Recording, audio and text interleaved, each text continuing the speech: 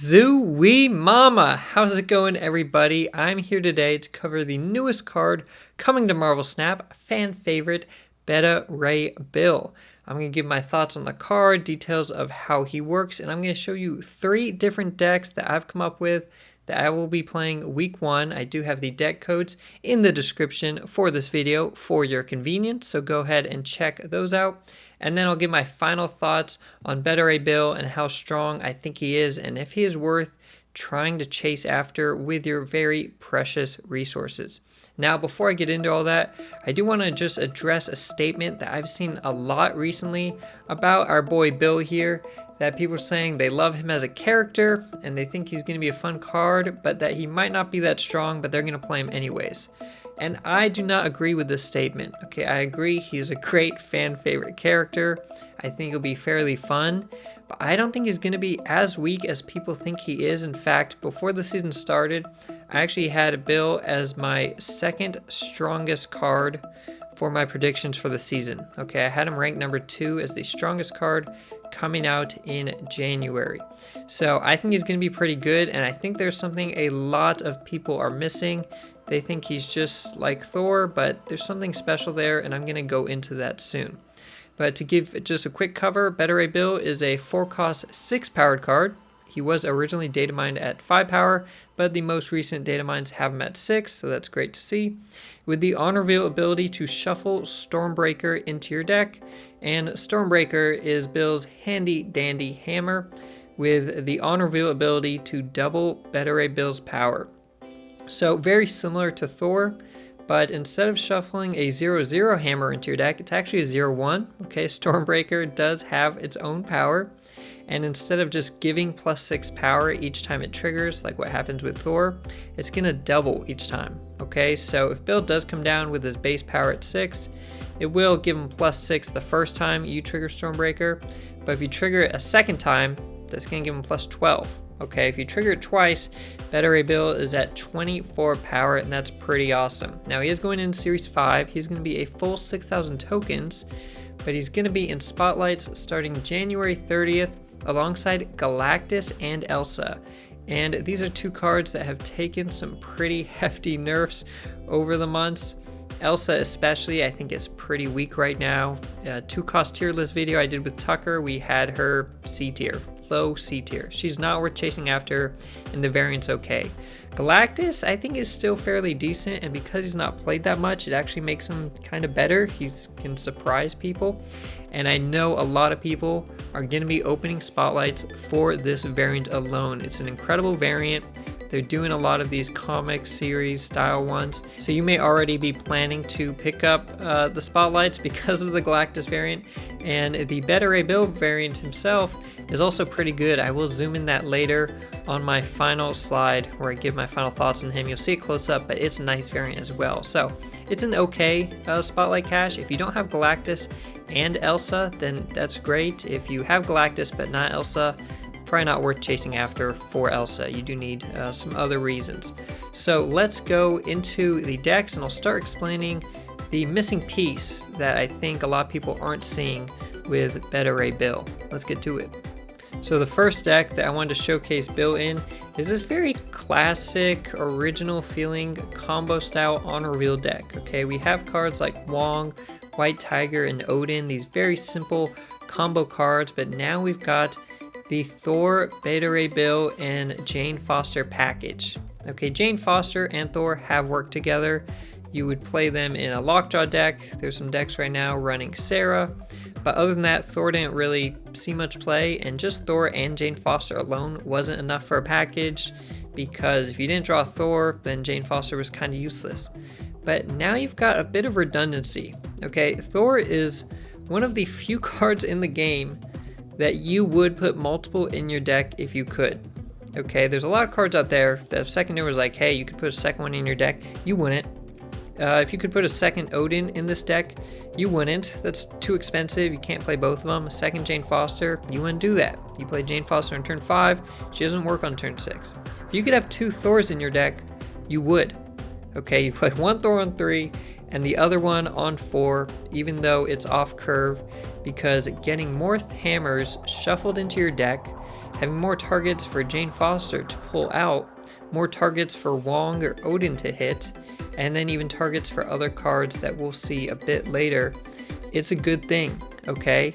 Being able to have 2 cards that add these hammers to your deck, even though they don't power up each other, right? Thor's Mjolnir will not power up Bill, but just having more cards, this bit of redundancy is a very strong combo, and I think that's what people are missing. And so this deck looks very simple. We do have, Howard, Iron Lad synergy. We've got Zabu for the 4-cost cards, Armor and Luke Cage to protect our Thor and Bill from the likes of Shang-Chi and Shadow King. But we're pretty much just gonna Thor on 3, Bill on 4, Jane Foster 5, Odin on 6. Okay, it's a very simple combo. It's kind of like the simple Shuri combo where you just do Shuri, Red Skull into Taskmaster, but that's been a meta deck in a lot of different metas. Okay, it's a simple but very strong and effective combo. And with having Bill and Thor in the same deck, we have that now.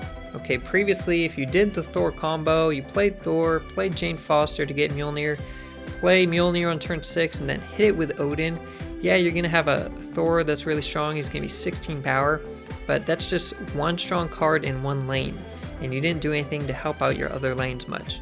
But now you have Thor in one lane, Bill in the second lane, and you're gonna have a 16 power Thor in your first lane and a 24 power Bill in the second lane. I mean, if you can get big power in 2 lanes, you win the game. Okay, that is how you win games. So again, the fact that while they're not identical cards, it's essentially like a second Thor is very, very good. And so we're gonna see this Thor, Bill, Jane Foster package in a lot of decks. You can run it with Odin like this list has, but you can also run it without. And this deck does just have the backup of Wong, White Tiger, Odin if we don't go for the hammers route. Deck number 2 that I'll be trying out is a Lockjaw deck, where now we have more hammers to hit on the Lockjaw. Okay, again, this bit of redundancy, the fact that we have 2 cards that while they play the same way, together are stronger. I mean, Thor by himself, probably C tier. Bill by himself, probably C tier. Thor plus Bill might be an A tier combo. Okay, just having 2 of them in the same deck really amplifies them, and it gives Jane Foster a purpose. We do have Odin in here as well again, but we've got a card like Scar that if you do get big power cards early, Scar is going to be really cheap. Just seal the deal on that game. And other than that, it's a pretty classic Lockjaw feel. Next up, we have this Beta Ray Bill Grand Monkey deck that's inspired by Tucker's list that had Sarah, Hit Monkey, Thor plus Jane Foster. I'm now upgrading it a bit with putting Bill in there and Forge.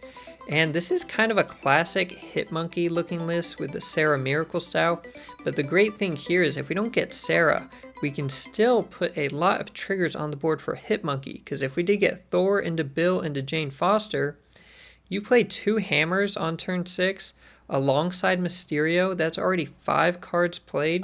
That's going to make Hit Monkey a 3/12 right off the bat. Okay, and you may even have some more cards you can play in addition to that, right? You're going to have the Wasp, and you may have a 1-drop as well. So just having an extra hammer to play onto Lockjaw in the last deck, or to use to power up Hit Monkey and Bishop, I mean, it's very good. Okay, again, redundancy. Put Thor and Bill in every deck together, and probably Jane Foster as well. So here is my final rating for Beta Ray Bill. Here's a close-up also of his Spotlight Cash variant. I think it's pretty cool looking. I am a pretty big fan of this one. Fun-wise, he plays like Thor. You know, he does have a bit more Black Panther power-up ability, but in terms of how he really works, his true mechanics, it is like Thor. So if you find Thor fun, you're going to find Bill fun. If you don't find Thor fun, it's going to be the same here, okay? So I have him at 2 stars. I think he's kind of fun, but not crazy. If you don't draw the hammer, then he might just kind of sit there as a 4/6. Flexibility isn't terrible. You do have now the Thor, Bill, Jane Foster package, and sometimes Odin, that you can put into a lot of decks, okay? You can build a lot of decks around this very small combo package, but again, I think it's a very simple but very powerful package. And if packages or power combos like that are simple, they can catch on really quickly, okay? And that's why I have them as 3 out of 4 stars for being competitive, because these simple decks just work if they have enough power. Okay, again, I mentioned Shuri decks. Even a card like Blob, you just kind of play on turn 6, just big power, like easy to play, easy wins, right? So I think he's going to be pretty strong. I do think people are underestimating him and just looking at Bill standalone. They're looking at him in a vacuum. They're saying Thor, who used to be a 4-6 way back when and was changed to a 3-5, they said, hey, Thor wasn't good when he was a 4-6. Why would Bill be good? And it's because you did not have 2 Thors before. You never had 4-6 Thor and 3-5 Thor. And I think having 2 in one deck helps a ton. It helps tremendously. So I'm personally going to be picking up Bill. I am going to be doing it with caches. I'm not sure if he is worth 6,000 tokens. You could always wait and see, but I think spotlight caches are the way to go. And if you're chasing Galactus, Elsa, or Galactus's spotlight variant here, then that may be worth it. So I'll be going after it with caches. If you're doing tokens, you could wait and see just because I think it's strong. You know, I know a lot of people are saying it's going to be weaker. So you give it a couple days in case I'm wrong there. But let me know what you think in the comments down below. How strong you think Bill will be and what combos you plan to play him with. And until then, stay positive and I'll see you next time.